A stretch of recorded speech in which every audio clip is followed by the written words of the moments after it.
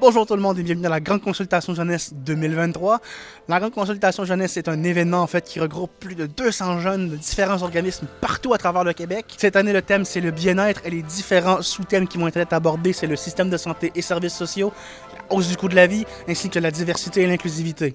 Les élus se pressent un message pour vous, on compte sur vous pour nous écouter cette année encore. La balle est dans votre camp. On compte sur vous. On compte sur vous. On compte sur vous pour faire un grand changement. En tout premier lieu, il faudrait les écouter plus, les jeunes, les entendre, prendre le temps d'aller les consulter. C'est sûr que là, on essaie de le faire par l'entremise plus du milieu communautaire, puis c'est très bien, sauf que on le voit encore aujourd'hui dans les discussions qu'il y a eu ce matin. Les jeunes, je pense qu'ils ne se sentent pas encore tout à fait écoutés à l'école, surtout dans leurs différences. Donc, prendre le temps d'aller les consulter directement, je pense que ce serait ça le plus aidant. Bien, dans le fond, aujourd'hui, je suis venue à la Grande Consultation Jeunesse. On nous a proposé 3 ateliers. Donc, le balado, le slam puis le graffiti. Moi, j'ai décidé de prendre le graffiti parce que j'aime beaucoup ça, les arts. Puis c'est vraiment le fun, on est dans cette pièce. On avait 3 thèmes différents. Puis le 3e, c'était le coût de la vie, qui est celui qu'on est allé avec. Puis dans le fond, on s'est tout assis, on a parlé de qu'est-ce qu'on trouve qui coûte trop cher dans la vie, qu'est-ce qu'on trouve qui coûte pas trop cher. On est venu avec des idées sur comment on pourrait le mettre sur papier. Puis on a décidé de faire un plan avec une grosse toile d'araignée, des mains qui tiennent comme un maître de popette, là, qui tient les mains puis qui dirige les personnages. Donc, quand on parlait, on a tous fini par voir pas mal le même problème, qui était le capitalisme et notre solution, qui est la communauté. Je leur disais ce matin, ils sont organisés comme une colonie de fourmis. Ils ont vraiment bâti quelque chose ensemble. C'était vraiment impressionnant parce qu'ils ont vraiment fait un beau travail d'équipe, même si la plupart d'entre eux ne se connaissaient même pas à la base. Et c'est vraiment le fait d'avoir des personnes, des jeunes qui partagent leurs histoires qui est vraiment touchant. Il y a eu des belles histoires, en tout cas.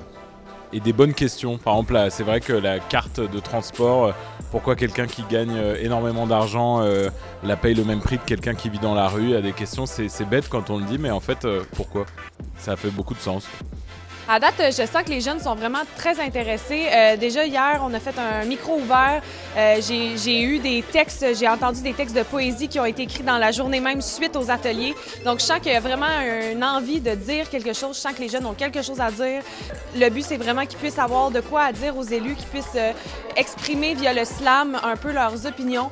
Le slam est quelque chose qui vient souvent du cœur, donc j'avais vraiment envie d'utiliser ce médium-là pour qu'ils puissent s'exprimer devant les élus.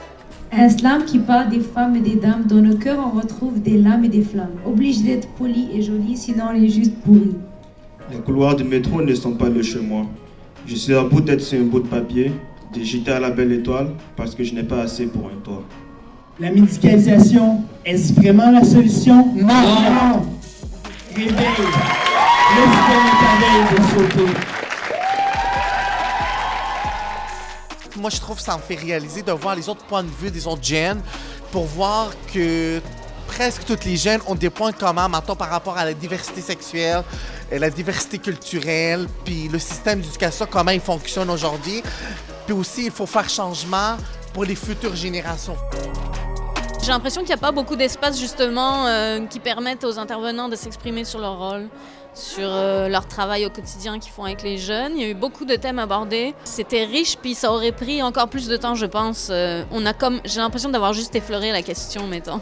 On s'est rendu compte que peu importe d'où on vient, on a les mêmes enjeux, on a les mêmes problématiques au niveau des organismes jeunesse, puis aussi qu'on est tous là dans le fond pour le même but, là, pour aider les jeunes. Ça m'apporte de l'espoir, mon métier, parce que mes jeunes, c'est ma paye en bout de ligne, dans le sens où on voit des jeunes s'en sortir, on voit des jeunes qui ont des parcours qui sont différents, surtout à mon organisme, puis qui réussissent à aller loin. Quand tu es rendu dans une position de pouvoir à un âge plus vieux, il faut commencer à mettre des plans pour la future, pour la jeunesse, pour ce que nous, on va faire, puis quelle vision du monde, qu'est-ce que vous voulez qu'on aille, puis comment est-ce que vous voulez qu'on continue dans la vie. Est-ce que vous voulez qu'on continue à monter les prix sans monter les salaires en faisant que le monde est un endroit auquel on ne peut presque plus vivre? Ou est-ce que vous voulez qu'on règle nos problèmes, les coûts qui coûtent trop cher, l'inflation, tous ces problèmes-là, qu'on puisse les régler, puis vivre dans un monde en paix, puis en communauté? Honnêtement, c'est vrai que côté jeune, on n'a pas grand-chose sur la Côte-Nord, mais ça serait le fun de pouvoir justement faire des changements par rapport à ça. Là, présentement, notre pédopsie la plus proche serait à Bécomo, est à 3 heures, mais si on est capable de faire avancer les choses, on va essayer de faire le plus de changements possible pour qu'on aille les travailleurs de rue, les systèmes de santé mentale surtout. C'est vraiment ce qui nous manque le plus à la Côte-Nord. Notre voix n'est pas souvent écoutée par le gouvernement, puis j'espère à partir des futures années futures ou dans les prochaines générations que les jeunes qui vont être écoutés parce que nous, c'est l'avenir.